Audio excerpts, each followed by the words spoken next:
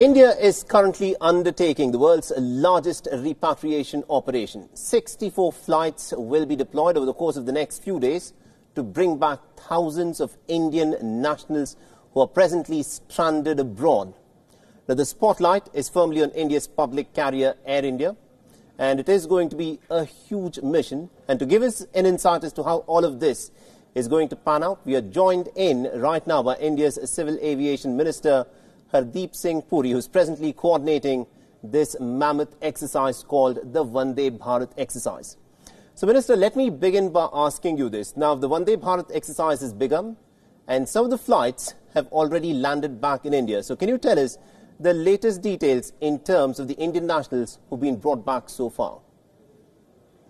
I think this is the largest evacuation program undertaken by any government using civil aviation assets in the last few decades. The total number of people we had originally planned to bring back is 190,000. 190,000 was a figure arrived at after our missions contacted the association of our citizens there. As we proceeded, it became clear that the 190,000 figure is on the conservative side. So I expect the total number wanting to come back would be way beyond that. We have so far drawn up only a program for the first 1 week. That is starting yesterday, 7th May to 13th May. During the first 1 week, the plan is to bring back 14,800 of our citizens who are stranded or in distress from 12 countries through 64 flights.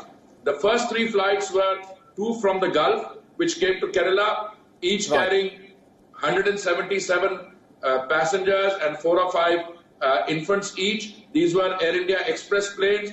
They arrived in Kerala yesterday. Then the first flight from Singapore arrived this morning. And now there are flights from Bahrain, Saudi Arabia. Now there are many. As we speak, the number is increasing. Our expectation is that the figures we worked out in consultation with the state government, because it's not the number of flights that we have to put in. That's quite easy. You have to ensure that the citizens being brought back are tested before they board the flights. You have to ensure that all the procedures, the aircraft is disinfected, all the precautions that you can take within an aircraft are taken.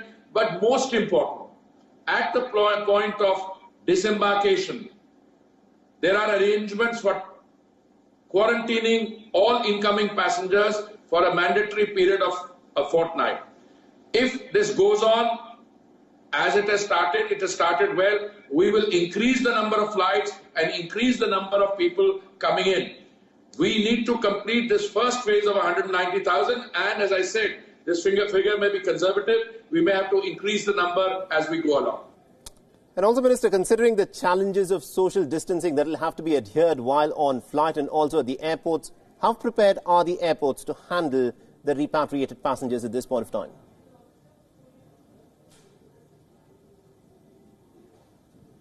The airports are fully geared. The airports are, they have done trial runs.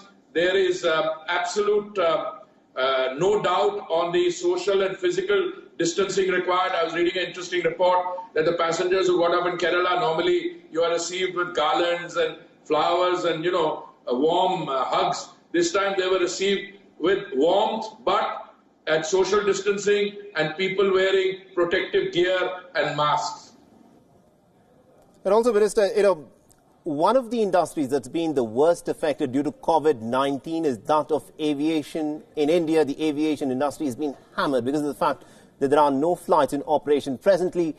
Now, a package is awaited for the aviation sector in India. As Minister, can you share some details as to what this package could look like and how quickly could it come?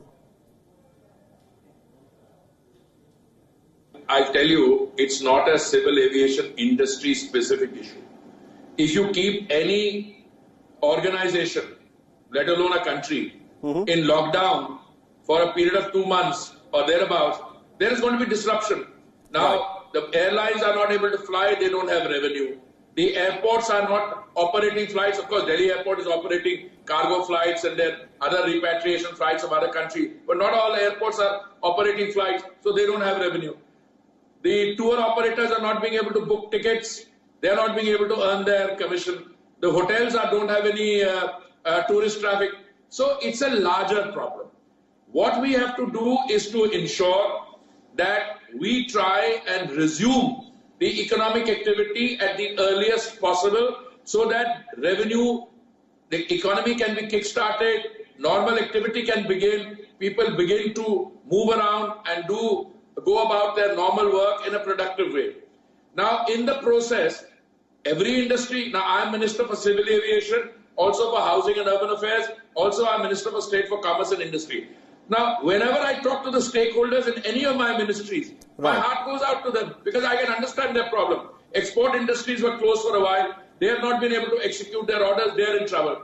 Many of their migrant labor has gone away, so they need to incentivize them. But the migrant labor will come back when you resume economic activity.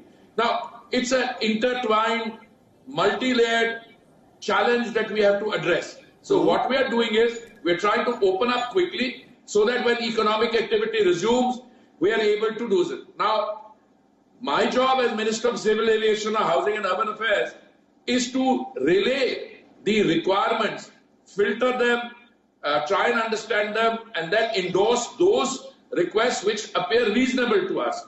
But ultimately, the Finance Minister and her team will have to make an assessment of the demands of all the sectors, all the segments which are crying out for attention, and then accordingly prioritize, and then she and the Prime Minister will take the appropriate decisions. And also, Minister, the fact of the matter is, it is Air India that is at the forefront of this Vande Bharat exercise. There was also plans to divest from Air India. At this point of time, do you think this is a plan that is going to get delayed for quite some time to come? Well, I'll tell you, all that we have delayed is the timelines for receiving of the expression of interest. And we've just delayed it by 2 months. I keep saying, I'm on record, Air India is a first-rate asset. It has 120 planes. It has